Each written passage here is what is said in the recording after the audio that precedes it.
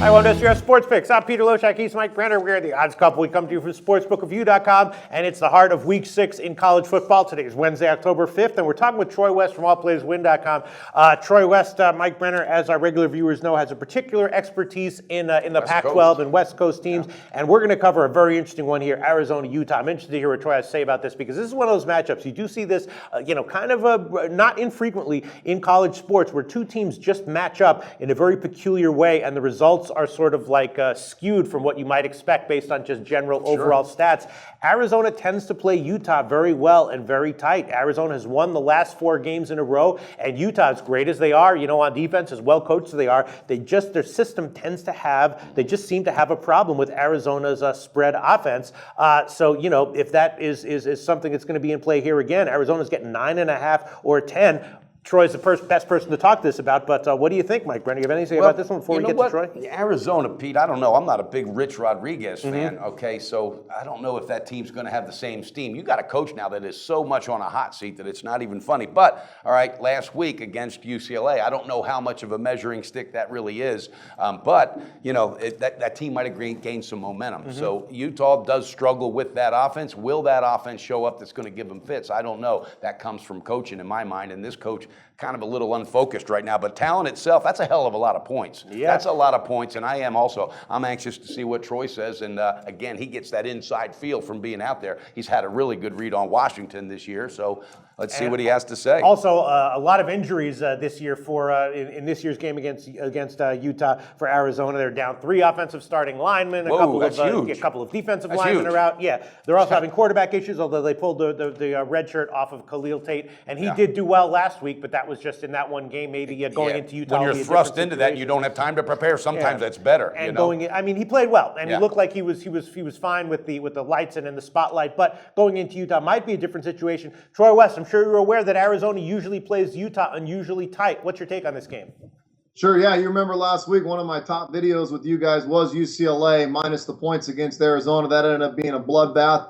This week, again, I think it's another bloodbath. I told you guys last week, Arizona has problems at the biggest position in football, the quarterback position. They have no freaking clue of whether it's Anu Salam. They have no clue if it's Dawkins. They have no clue if it's Tate. They were running quarterbacks in and out like it was linemen last week. This is a team, Rich Rodriguez, like Mike said, he's on the hot seat. I think he's going to be done here sooner than later. Yeah. They have no identity on offense. They're trying all sorts of gadgets. They're not working. I told you last week that it would come into play, and it sure did. Defensively, they're terrible. They gave up 45 last week, 35 the week before. They have nothing to speak of on defense.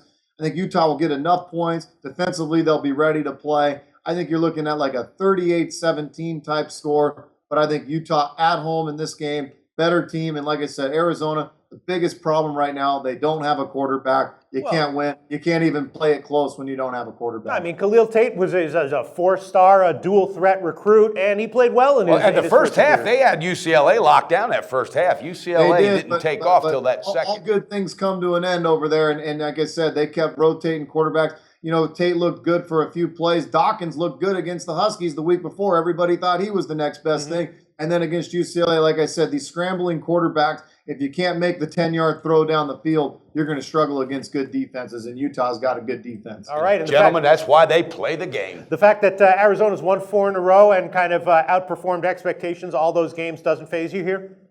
No, they had a quarterback in those games. Like I said, right now, when you're playing ring around the rosy at the quarterback position and you truly don't have an identity and you truly don't know what you want to do on offense, you're going to struggle, especially when you don't have a defense. I mean, Josh Rosen was able to put up 45 on them last week. I think Utah will get somewhat near that. They'll put up into the late 30s. They'll win this game at home. And you know what? I'm going to throw more fuel on the fire. To add to everything you just said, Troy, they were excellent points. You also have a coach that's not going to be there, that knows it, and his players know it. So they're not buying what the hell he tried to sell. So you know what? That might be the damn play because Utah might be looking at just a weak opponent coming in pistol beat. All right, the line is minus 9.5 or 10. Troy West from allplayerswin.com recommending a play on Utah minus 9.5. And yeah, Utah coach Kyle Whittingham has been watching tape, trying to figure out what's the problem has been. Maybe this is the year they figure it out. Troy West's website is allplayswin.com, and Mike Brenner and I, of course, come from sportsbookreview.com. Go there to find reviews and ratings for every sports book around. Thanks so much, Troy. Thanks, Troy. Thanks, guys.